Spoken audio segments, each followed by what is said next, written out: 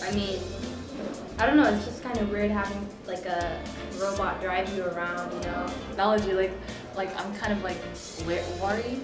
I feel I am more worried about the drivers out there.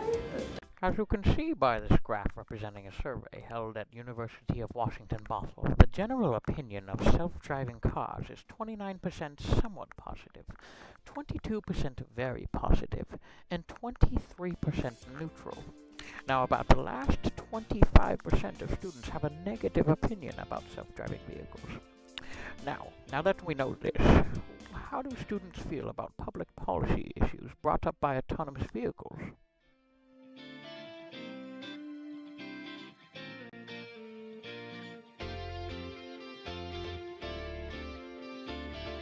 I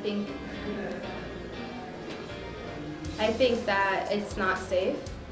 Like, it's easy for people, it makes it more easier for someone to track you and for someone to hack into your personal life. What if someone, someone who's tech savvy finds your address, your credit card information, identity theft, your whole life is ruined type thing. I'm not really concerned because I guess if you're choosing to have those vehicles, then you would be okay with sharing your data. So I'm not really concerned if that's a choice that you make. If that's a choice that you want to have those cars, then that's a sacrifice that you have to make. You have to give your personal data. So I feel like you should be okay with that if you want those cars. I'm actually kind of very hesitant about that. Like, it can be hacked, like the system, and then it can be used as a killing device, or it can be used as a stalking, and then people can track my location, where I'm at, where do I usually go. They can know where I live. They will have lots of information about what I do normally, and I think it can be used in many wrong ways. Autonomous vehicles and data privacy. Yeah, I'm very worried about getting tracked based on my location, because if my location gets in the wrong hands, and then somebody could do something to me, and it's suspicious when people have your location. In regards to tracking you, pros and cons. I feel like you kind of feel like you're being followed, and something could be hacked, and someone could take over the car, and there's always going to be that. But is it safer than being around other people?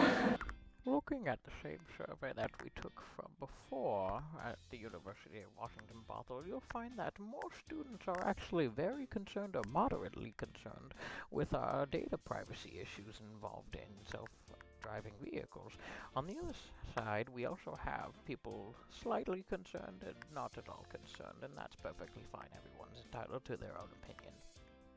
As a part of our survey, we also took a look at how concerned students are as far as liability goes with autonomous vehicles, such that what happens if an autonomous vehicle hits another actual driver, or even worse, someone like a pedestrian? What would happen?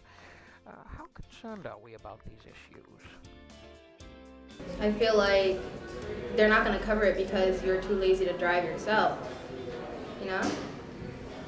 Is that a good answer? No.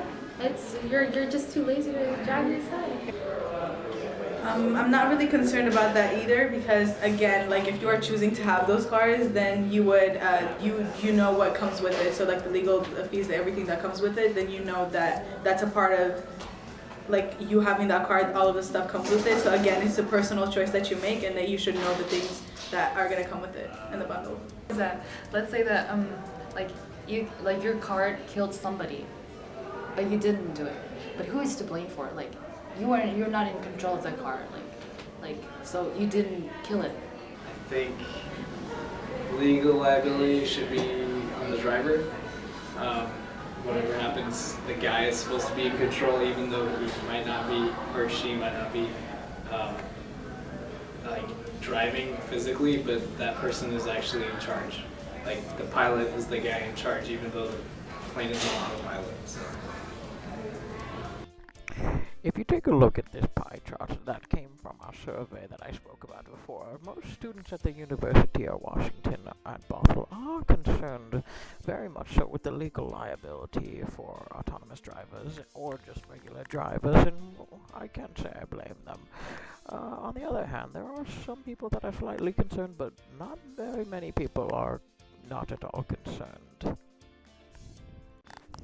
The next two graphs are also related to our surveys that we conducted. The first one being about interactions with non-self-driving cars.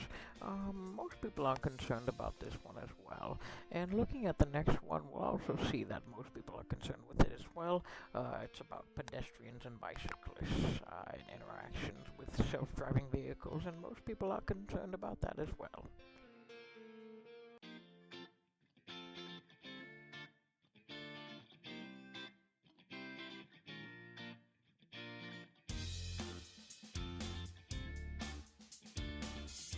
What we can do to improve the situation is to develop more trust in consumers by proving the technology and government to take action in setting clear rules and regulations so consumers can feel that they are protected when adapting to this new technology, and staying clear and educated about the technology as well.